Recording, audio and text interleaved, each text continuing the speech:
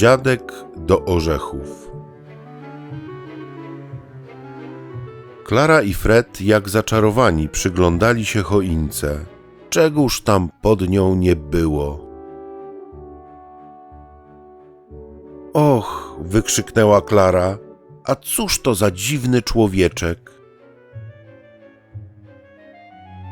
To dziadek do orzechów, odparł jej ojciec chrzestny Drosselmayer. Będzie wam rozłupywał orzechy.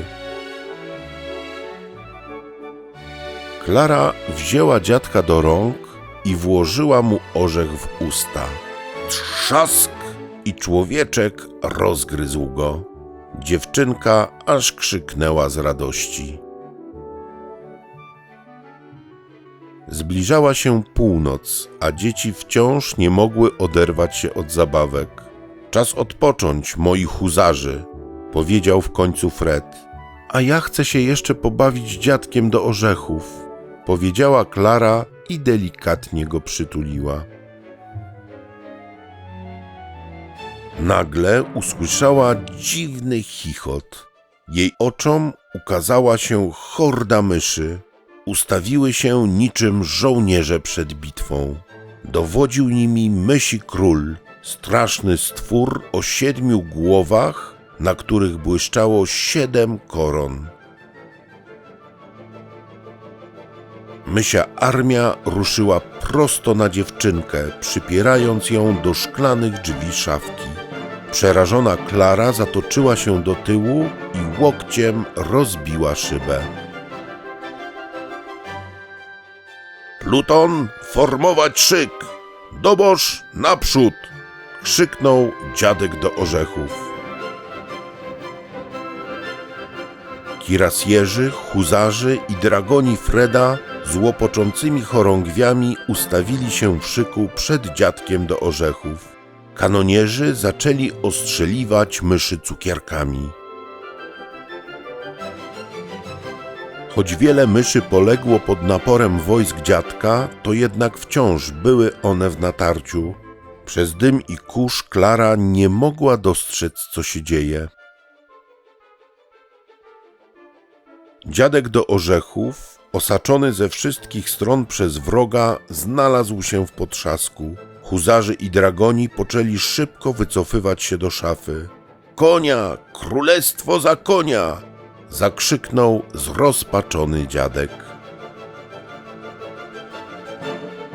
Gdy mysi król z triumfalnym piskiem przyskoczył do dziadka do orzechów, Klara chwyciła trzewik i cisnęła nim w kłębowisko myszy. Klara obudziła się w łóżku. Gdzie jest dziadek do orzechów? Czy ocalał? Dopytywała ojca chrzestnego. Wciąż majaczy, powiedziała mama. Opowiem ci bajkę o księżniczce Pirlipacie. Chcesz? Spytał Drosselmayer. Księżniczka Pirlipata była dzieckiem nadzwyczajnej urody, zaczął Drosselmayer. By uczcić jej narodziny, król postanowił urządzić kiełbasianą ucztę. Przygotowaniem kiełbas zajmowała się osobiście sama królowa. Nagle usłyszała cieniutki głos. Daj mi też trochę słoniny, siostro. Ja chciałabym ucztować. Wszak też jestem królową. Była to królowa myszy, Mysibaba, która od lat mieszkała w królewskim pałacu pod piecem. Wraz z nią na słoninę rzucili się wszyscy jej krewniacy, pożerając ją niemal w całości. Podczas uczty król nagle zbladł. Za mało słoniny w kiełbasie! Wyjąkał. Królowa szlochając opowiedziała mężowi o wszystkim. Kontynuował opowieść ojciec chrzestny. Król postanowił ukarać Mysibabę. Sprawę tę powierzył nadwornemu zegarmistrzowi, który nazywał się tak samo jak ja, Drosselmayer. Zegarmistrz wynalazł maszynki, w których na nitkach zwisały kawałki słoniny. Schwytane w pułapki myszy masowo ginęły. Myśibabą targały rozpacz i żądza odwetu. Opuszczając pałac, poprzysięgła zemstę. Pewnego razu Mysibabie udało się zakraść do kołyski Pirlipaty i zbliżyła swą ohydną głowę do twarzy księżniczki. Księżniczka natychmiast stała się brzydka. Całe królestwo pogrążyło się w smutku.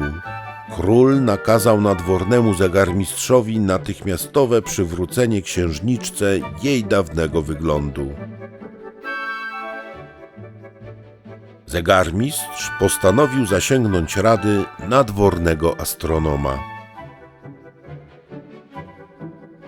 Całą noc radzili i ustalili, że księżniczka odzyska urodę, jeśli zje jądro orzecha Krakatuka, który rozgryźć powinien ktoś, kto nigdy się nie golił ani nie nosił butów. Przez wiele lat zegarmistrz i astronom wędrowali po świecie w poszukiwaniu cudownego orzecha, jednak powrócili z niczym.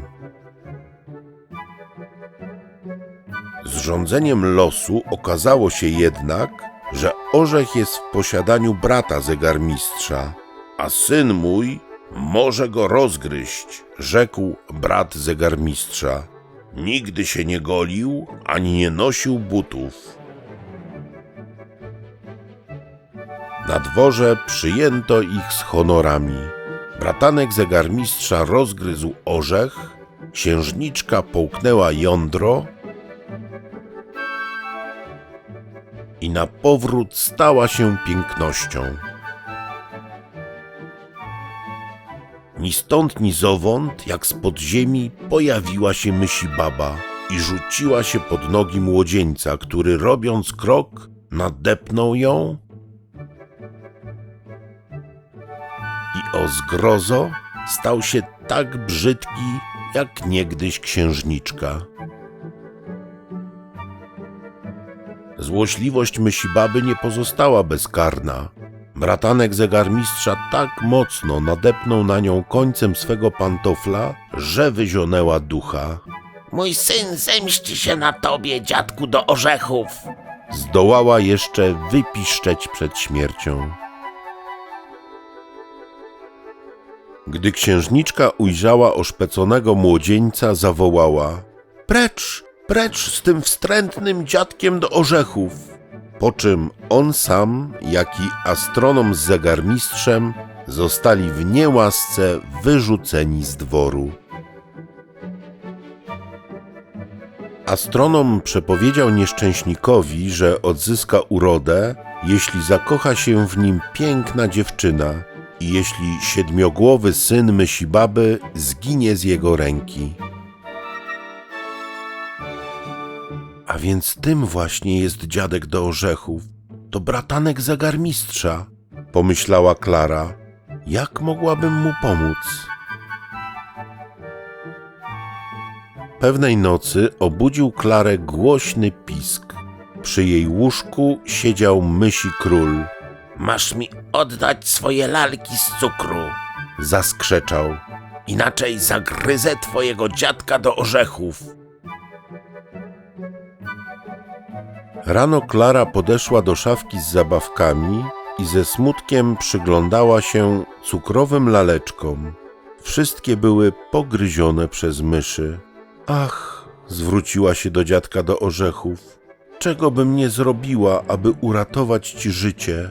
Daj mi szablę, wyszeptał dziadek. Klara opowiedziała bratu, jak można uratować dziadka do orzechów. Fred zwolnił ze służby starego pułkownika kirasjerów, a jego pałasz podarował dziadkowi. Następnej nocy Klara słyszała jakieś niepokojące dźwięki dobiegające zza drzwi. Zerwała się z łóżka i w progu ujrzała dziadka do orzechów. W ręku trzymał zakrwawiony pałasz. Och, pani, rzekł dziadek, król myszy został pokonany. Zechciej przyjąć te trofea, 7 złotych koron. A teraz pozwól pokazać ci moje królestwo.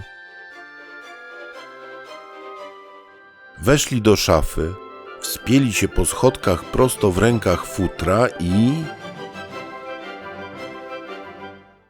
znaleźli się na cudnej, pełnej róż łące. Nie wiadomo skąd pojawiły się lalki i rozpoczął się baletowy spektakl. Następnie dziadek do orzechów poprowadził Klarę brzegiem pomarańczowego potoku i rzeki lemoniadowej do mlecznego jeziora. Dziadek klasnął w dłonie i z oddali nadpłynęły 2 delfiny zaprzęgnięte do muszli. Pędząc po falach, dotarli do cudownego miasta cukierków, Cukierkowa. W marcepanowym pałacu dziadek przedstawił Klarę swym siostrom księżniczkom. Oto moja wybawicielka. Potem odbył się bal. Podczas tańca Klara rzekła do dziadka: ach, gdybyś był prawdziwym człowiekiem, nie odrzuciłabym cię jak księżniczka Pirlipata. Znienacka rozległ się straszny trzask.